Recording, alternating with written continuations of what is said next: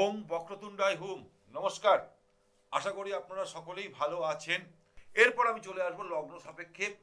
যদি লগ্নের দ্বিতীয় কেতু থাকে, লগ্নের দ্বিতীয় কেতু থাকলে অর্থাৎ এটাকে দ্বিতীয় ঘরটাকে আমাদের বলা হয় আমাদের বাণী বাণী অর্থাৎ মুখ দিয়ে যে আমরা কথা বলছি তার ঘর বলা হয়, ফ্যামিলির ঘর বলা হয় এবং অর্থের ঘর বলা হয়।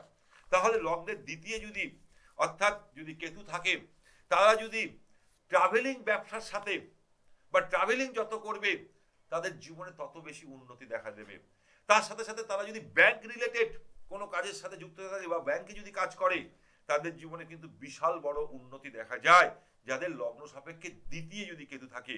দ্বিতীয় থাকলে পারিবারিক কোনো না কোনো সদস্যের মধ্যে একটা সবসময় থাকবে, একটা কি জটিল স্বভাব দেখা যাবে তাদের মধ্যে কোনো না কোনো ক্ষেত্রে। তার সাথে সাথে জাতক অনেক সময় পরিবার থেকে ডিটাচ হয়ে যায়, পরিবার থেকে কর্মসূত্রে বলুন যে কোনো সূত্রে বলুন একটু ডিটাচ হয়ে যায় যাদের লগ্নে দ্বিতীয় যদি কেতু থাকে। তার সাথে সাথে অতি অবশ্যই বলবো, ধরুন পিতার ঘরে জন্মেছে, জন্মগ্রহণ করেছে, কিন্তু অনেক ক্ষেত্রে দেখা গেছে লালন পালন হচ্ছে অন্য জায়গায় গিয়ে, সেটাও কিন্তু দেখা যায়।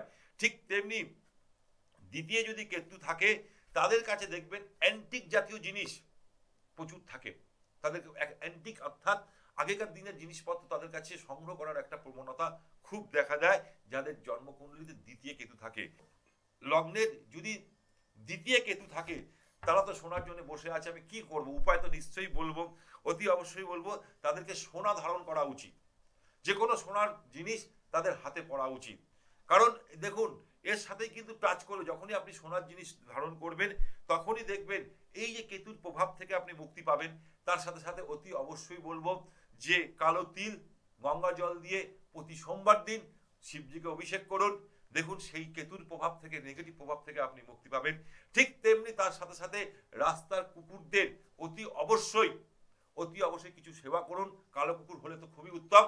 এবং তার সাথে সাথে কেতুকে পাওয়ারফুল করবার জন্য আরো একটা উপায় আপনাদেরকে আমি বলছি, সেটা হচ্ছে কি গণেশজির বীজ মন্ত্র ওং বক্রতুণ্ডায় হুম বা ওং গং গণপতেই নমঃ, এই মন্ত্রটা প্রতিদিন পাঠ করুন। তার সাথে সাথে 21টা দুব্য গণেশজিকে অর্পণ করুন, দেখুন আপনার জীবনে বিশাল সফলতা আসবে, নেগেটিভ কেতুর থেকে আপনি মুক্তি পাবেন।